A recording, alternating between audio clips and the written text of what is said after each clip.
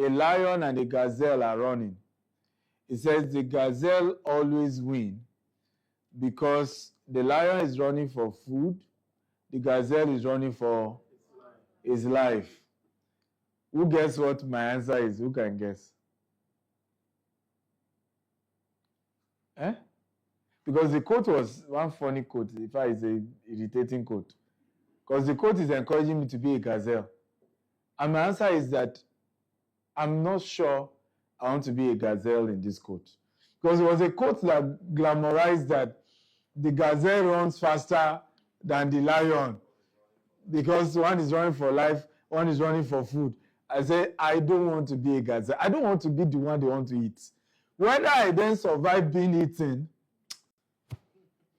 or not, I don't want to be the one they want to eat. Are we learning at all? So back to our investment. You must understand that when you're doing investment, particularly high-risk investment, you are likely to be the gazelle. Because, for example, what happened with CBES, that people lost billions. The people who don't want to pay me $18,000 paid CBES $1 billion. I'm talking of Association of Poor People now. The Association of Poor People who claimed they didn't have money contributed $1 billion for CBES.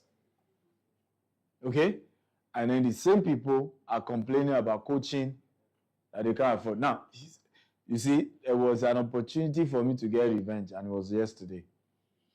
Because we then have this group coaching that is $100, Abi? Yeah. Okay? As soon as, now, the ranting post that got them to be angry that we're advertising something for 18,000 got over 7,000 comments. Right? Just on my page alone. You know, everybody too did their own version and it went viral. On my page alone, comment here and there. When we then post the one they can afford, $100, comment reduced to 400 comments. What does that tell you? The problem was never about $18,000. People just wanted who to blame their frustration on. Right? Who to blame for their failure. Am I making sense at all?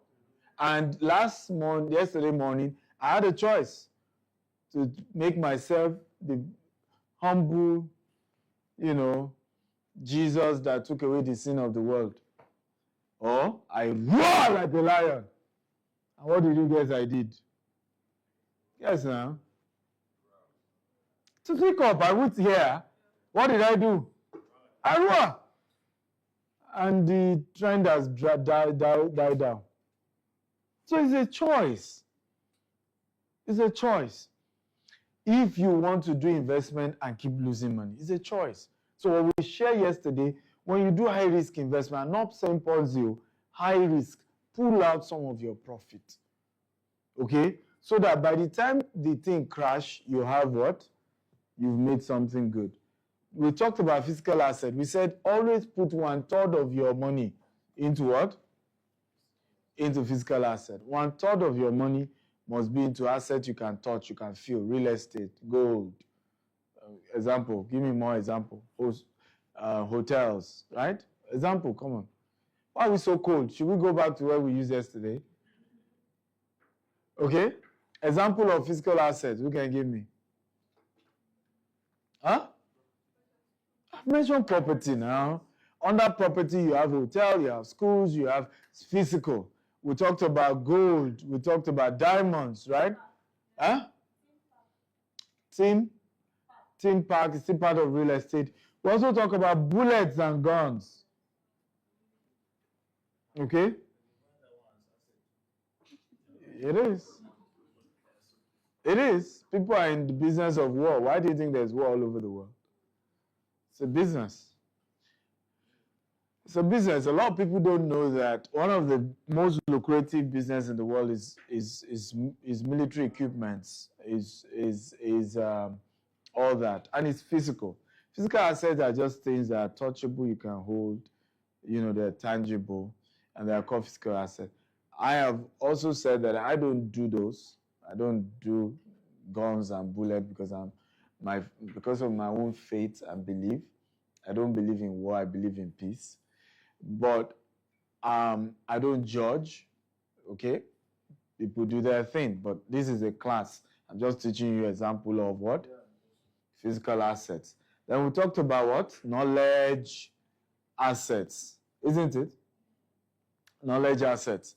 And here we said this is the foundation of wealth. Knowledge assets. You are as rich as the quality of information at your disposal. You are as powerful as the quality of your information at your disposal. Your enemy either win or lose based on the quality of information you operate with. Does that make sense at all? Let me say that again. Your enemy either wins or loses based on the quality of information at your disposal. Your enemy has an edge over you based on the quality of information at your what? At your disposal. Haven't you seen people who have lost their life because they were scared of some mysterious witches and wizards? Haven't you? Okay? Without knowing that you are more powerful than witches and wizards. Way more powerful. Okay? Without even knowing that witches and wizards no longer operate now. They operate on social media. Right? Yeah, witchcraft is now on social media. It's no longer... No, it's digital now. It's no longer, say, I'm waiting for it. It's on social media. They are monitoring you. As you're in Doha now, some of you, your village people have seen you. I remember a friend of mine, went to school together, and we were in New York, and we reconciled. He's moved to New York. I wasn't living in the US that time. But each time I visit him, he would tell me I must not post his picture. Right? I say, why? He say, my village people. I don't want them to know I'm in New York. What's the distraction? You want to meet them.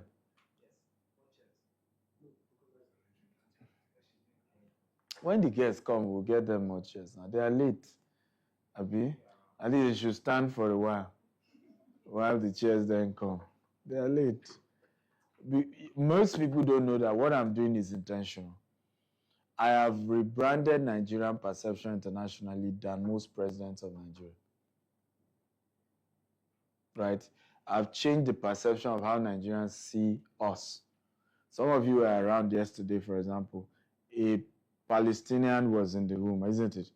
Don't you think I gave him a better impression of Nigerians than he's ever thought? We started the event on time. There was no African time, and he saw it. We're very professional. He got value. There was dignity to how we treated everybody in the room. Right? I've marketed Nigeria more than most people have. And we need to know, you are not branding this country when you pull down another Nigerian.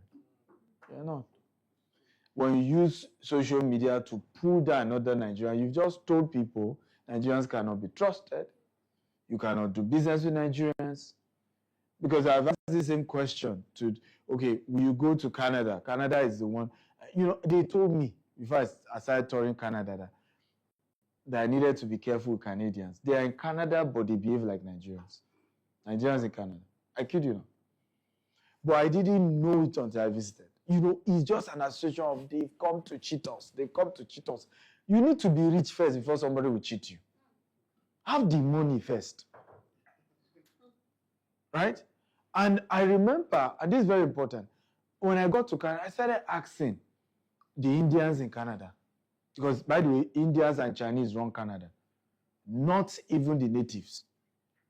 They own the lands, they own real estate, they own everything in Canada. So I was asking them, I said, don't you people feel cheated as Indians? Is there nobody in your team?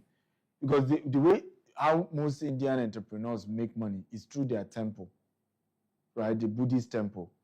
The leadership will say one of us has this business. if you want to invest. So one of my partners in the US has the... May you have rich friends. Come on, say the amen better. Because this man sold me a property in the US of over $3 million. And the day we were meeting for the first time on the property, he then told me, he said, oh, my house is not too far, Dr. Stephen. Will you like to, let's just take tea in my house. Now, one secret of rich people. I've moved to relational assets. One secret of rich people, once they say come to their house, you see, when somebody is bragging about his house, go. There's a house worth bragging about. Now, he wasn't bragging, he was humble about it. Oh, my house not far, let's take coffee. Me, I knew the signal. This man's house will be a wonder.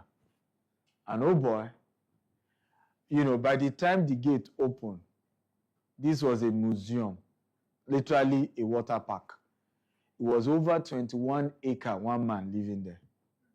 It has a water park, right? The guest visitors area can take almost 10-bedroom visitors. Huge. So after we ate, and very simple food, Indians can be very simple with their approach. He said that he has some other properties around that will I be interested in seeing? I said yes. The answer was just yes. Always say yes to the right things. Because some of us, our yes is to the what? Is the wrong things. And then, cut a long story short, in another 3 hours, this man, within just Houston area, showed me over $200 million worth of property that he owns. I then asked him, I said, how many investors helped you to raise this money? He said, we're just 70. All Indians. So I've asked people like him, how have you managed, are we learning here? People in your community who defraud you or betrayed you. Maybe you gather money and you gave this person, right? And then you didn't get value. They said, we will tell our people that we will no longer do business with him and look for another Indian that will still do business with. What will Nigerians do? If you really feel somebody cheated you, the first place to go is the court of law, not social media. Court of law. So that you go and prove, are we together now, that the person what? Defrauded you. And when people defraud you, it is not criminal, it's civil. Except it's institutions that can do investigation. Like if it's a PLC company, say, oh, they diverted funds. Right? Are we learning here now? There's a man runs his own business, you did business, he didn't go the way you want, take him to court. When you can prove your case, the court will say pay him back, that the person who defrauded you pay back, and probably even put interest. If you really want result, where will you go? Come on, help me. Is it not the court? What will Nigerians do? Come on social media. Without any evidence. It's a fraud. It's a this. And what has that done? Today, we don't know who is fraud and who is not fraud. Right? We don't know who is real and who is what? Not real. Because we just mix everything together. And today, virtually every entrepreneur is a scammer in Nigeria now. Virtually, if you've not heard that word scammer, you've not started business. Right? You've not started business. But where am I going? Why are those things persistent? Relational assets. Are you aware rich people don't want anybody to even know they did business with you? I have had people who have cheated me $100,000, $300,000. Right? You will not see me post on social media. I know their name. They are still on social media. I take them to court. Okay? It's poor man that wants to prove that he has money that he doesn't have. Who knows what I'm talking about? Are we together? I saw something circulating online, and I saw somebody's name there. It was a man who bought a property from us in Asaba and said he wants refund. They've since paid him his money back last year. And there is an article going around. And guess how much is the money? 5 million. 5 million. He did not put that it's 5 million there. It's probably $18,000 too. We love sensationalism. Now, the greater impact of our sensationalism is what I'm saying. It's affecting all of you in this room. Because you come to Doha and somebody is already doubting you because you say, I'm a Nigerian. Without you doing it, just by saying where you come from. Who made them feel that way? Your fellow Nigerians. Because whether you like Nigeria or not, you are still a Nigerian. Whether you like Africa or not, you are still what? And you know the way God cheated us? He made our skin to point to where we are coming from. Does this make sense at all? If you were to be white, isn't it? Let's assume something is going up in Europe. You know, you can pretend to say, no, I'm American. You know, who knows what I'm talking about? I'm American, or I'm from North America, I'm from Canada. But you as African, your skin already betrays you. You are African. And some of us, even our tongues also. Right? So if you want to pretend that I'm African American, some of you can't twist your tongue that way. Relational what? Assets. You can never be richer than the quality of relationships you have. So many of you have attempted to start business. What has happened to your business? It crumbles. You know why? Your first set of customers are all poor. And today, they did business of 5,000 riyal with you, Abi? Tomorrow, they say they want their money back. How will you ever grow your business? How? So if you are serious about being wealthy, you must move up with your relationship. You must move up with your relationship. How many of you are, again, I don't know whether you are at that point, but how many of you have grown in your life financially to a level that there were people who knew you when you were poor, who today want to drag you? I want to even remind people that when in school, you know no book, I'm a teacher.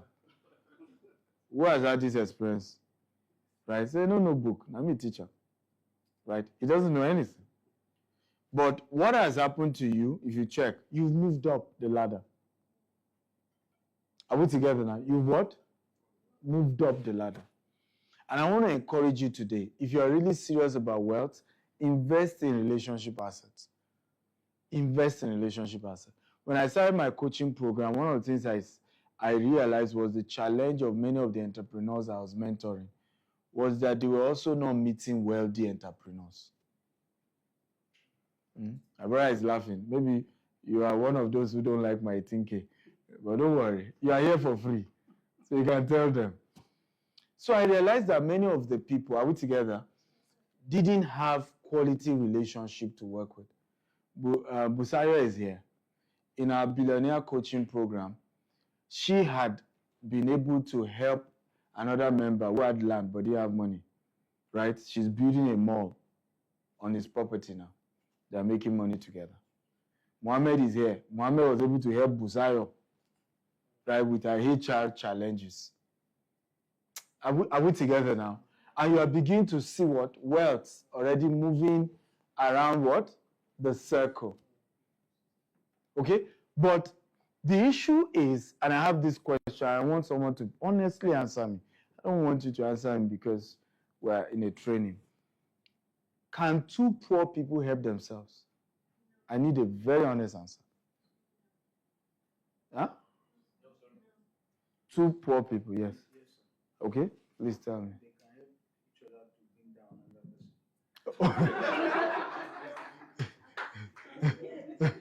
Okay, they can help each other to bring down another person. Two poor people can help themselves. This became real for me, like I said, when my mother was sick and we needed money. And we did not even have whether relations or anybody who could give us money to take her to diagnose her. And that experience taught me that, look, you don't know how important money is, right? Until certain life-threatening issues happen that requires money. And you don't even have the money to do it. And you have people who really love you, but they just cannot help. It's like if they had the money, they would give it. But they just can't help. And it's at that point you now know the power of wealth. So I want you to write this down. If you care about poor people, become rich so you can help them. Can I say that again? If you what? Care about what? Poor people, become what? Rich so you can what? Help them. By the grace of God, I've paid tuition fee of over 5,000 children. I went to one of our estates one day, and here was I seeing this. Bukola, how old was it? 11 or 12? The boy that is in my scholarship. 13 that time. I saw this 13-year-old boy doing carpentry work in one of our sites. You know, and again, it's good to be very exposed. And I know something called child labor. So I said, who brought this child here? Why is he in our site? Then the person called and said, I'm his uncle. His father just died. The mother is my sister. They gave him to learn apprenticeship from me, right? We couldn't afford to send him to school. And I looked at the man, the uncle. I said, I want this boy to go home now, get a school now, and to whatever level he wants to get education, I am paying. I think you should clap at this point. Yeah. So we took him to this school, bought him uniform, right? His first results, D's and E's. First time. Second time, I saying C's and D's. Third time, I saying B's and C's. Today, the last result, what did he have? All A. A few B's. Huh? He's in SS3 now. Because she knows, because she's the one specifically, and yeah, you can clap. Now, can I do that being poor?